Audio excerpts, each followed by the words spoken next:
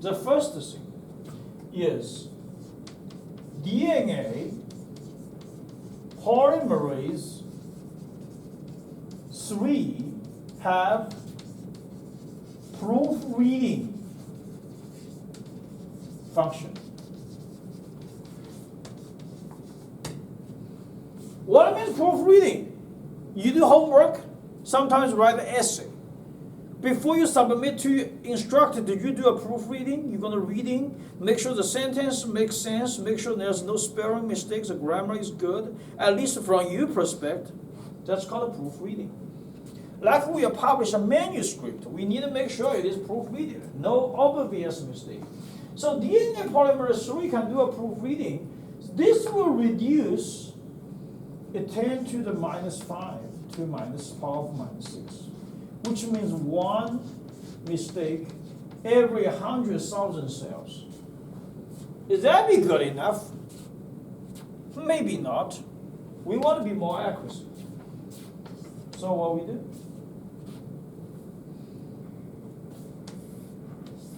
I have ATGC.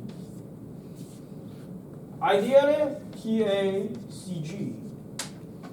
However, one day I have A here. How we solve the problem? We label this here is meso group. Using meso group, we could cut it, and they come back with a G. So, methylation is another way to do. This will break down 10 to the power of 8 to 10 to the power of 9. That's good enough. That's good to make sure the replication is accurate. Okay, that's what happened. So we have a slide here which tells you a very detail about the DNA replication. And this is a picture which gives you overview what happened here. So you can see everything happens here is in the replication fork, and we have a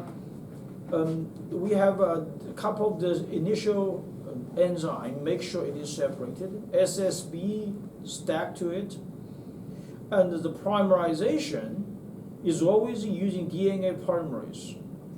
DNA polymerase 3 is very efficient. Usually is about 10 to the power of 4 to 5 cells replication per second. It is very efficient. And then for the lagging bands, because there is no free available 3' hydroxy bonds, which is right here, you can see it. That's why we need Okazaki segments. And once have Okazaki segments, there is a DNA primer there. Because there's RNA primer there. Because RNA primer, there's no restriction. So they can have it. Now, RNA primer, when they have it, later on they have to cut. That need to be using DNA polymerase 3, and then they have to, DNA polymerase 1, and then they have to connect it, they need DNA ligase. Now, of course, finally, we need a DNA gyrase to make sure the topological problem is solved, and we need to have a proofreading with DNA polymerase 3. And I also want to mention here the RNA primer synthesize, they need a polymerase. It's very ironic. When also Cronenberg, in 1960, when he found the DNA polymerase, this is not a major DNA polymerase. It is a polymerase for the RNA primer. So that's very ironic. It's not a major one, it's a tiny one, but it still gives the credits for him to find the RNA the DNA polymerase. Okay. And this is the story, what happened. So you can see DNA A is binding to C, DNA B is a helicase separated and single strand, SSB attached, primer synthesized RNA primer, the lagging leading band is synthesized, DNA polymerase 1 removes RNA primers, fuse gap with DNA, the Okazaki segments are joined with DNA ligase. And this is a very good slides, which is have a table to tells you the function of the protein corresponding to each protein. Now we want to mention one thing. Why DNA polymerase 3? Can do proofreading. Because it has a 3' to 5' exonucleus. They could break down the DNA sequencing and to see any mistake happens and add up a correct gene base. That's the reason we can do it. And you can also see very clearly here on the table, the DNA polymerase 3 and DNA polymerase 1, is there any difference? Now, by the way, DNA polymerase is very interesting one. We mentioned about DNA polymerase 3 and DNA polymerase 1. There is also DNA polymerase 2. We don't know the function. But DNA polymerase 4 and 5 is important. They are responsible for the SOS response during the DNA mutation. Because we don't want the mutation happens, especially in a life-threatening situation. Okay, so that's something interesting. You can read all these. If in the exam question they ask you the function of the protein, but it's easily to find the answer there. So protein corresponding to each function. This is already mentioned. DNA polymerase, this is actually a core enzyme, okay? That's characterized DNA synthesis, proofreading, fidelity. Okay, helicase are in the DNA, single-strand DNA topoisomerase. They are rapid unwinding double helix and prevent supercoiling, which is basically is try to transfer the positive supercoiling become a negative supercoiling. This is a slide, so I really like it. I think you should know. This slide here is the best one, explain the story. Lots of the textbook, they put 5', 3' on the top. It's confusing. And they put a 3', 5' on the top, which let you very easy to understanding. The top is leading band, and the bottom is a lagging band. And you can see all these primers there listed very clearly. And the B and C is basically tells you the Okazaki segments, what happened is DNA polymerase 3, cut that, and the ligase connected. So this is a very good slide to explain, and using a very simple picture to tell you the DNA replication principles behind it. Primerase. This is what I just mentioned. Also, Cronenberg find the DNA polymerase. It is not a major polymerase. It is actually a primase for synthesized RNA. It's very ironic. That's later on people find out. Okay, that's DNA synthesis.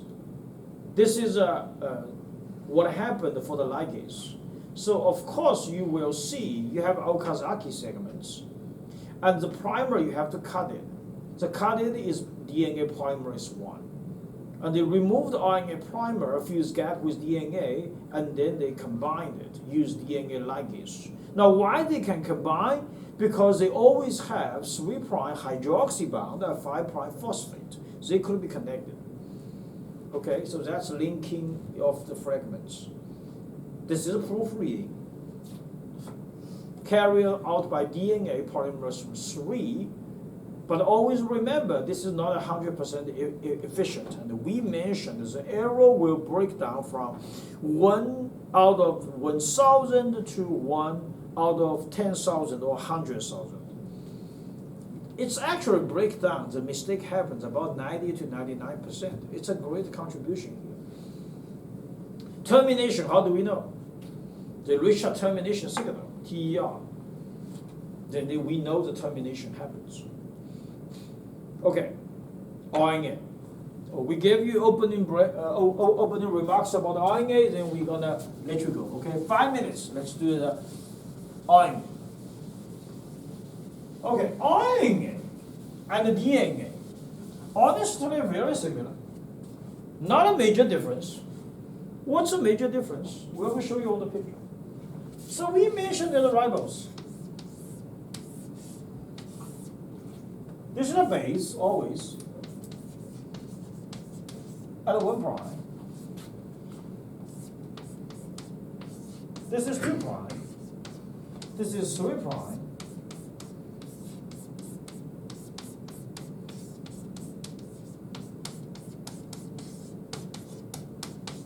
This is the RNA.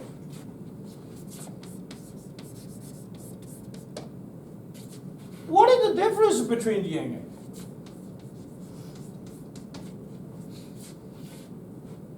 What is the number one difference? RNA here at 2 prime is a hydroxy bond. DNA, this is bound. That's simple. What's the second difference? What's the DNA base? ATGC. What's the RNA base?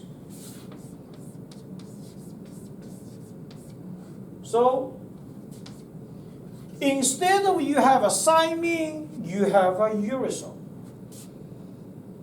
A uracil is not very stable, so that's it's a very interesting topic. I can dig to you a little bit more. What is thymine looks like?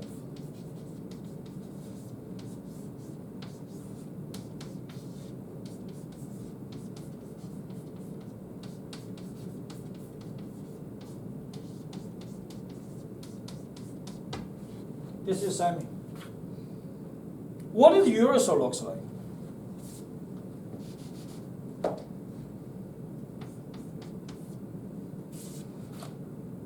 What is that position? 6 prime.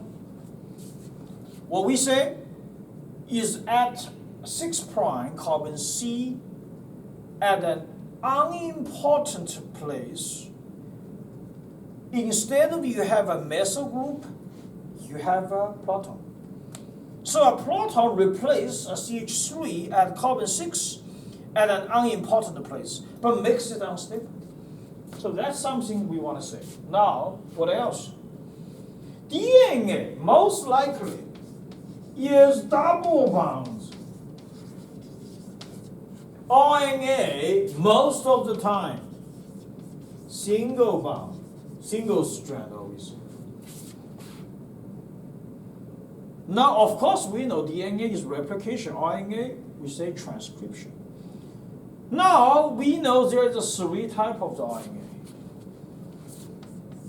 What are the 3 types of the RNA? mRNA, that's message RNA. Responsible for the 3 codon system for amino acid. So what is tRNA? That's transfer RNA, which is carrying anticodon. What is rRNA? That's a ribosome RNA, which means it's a structure, a component of a ribosome. So, but DNA doesn't have all these. So RNA looks like it's more information. We don't want to be talk about that. Okay? So we'll just let you off here because there's lots of information talk about DNA. We cut up here. Next week, Tuesday, we'll talk about the RNA transcription and the translation. Then we'll move on to another section, talk about biochemistry. So relatively brief, okay?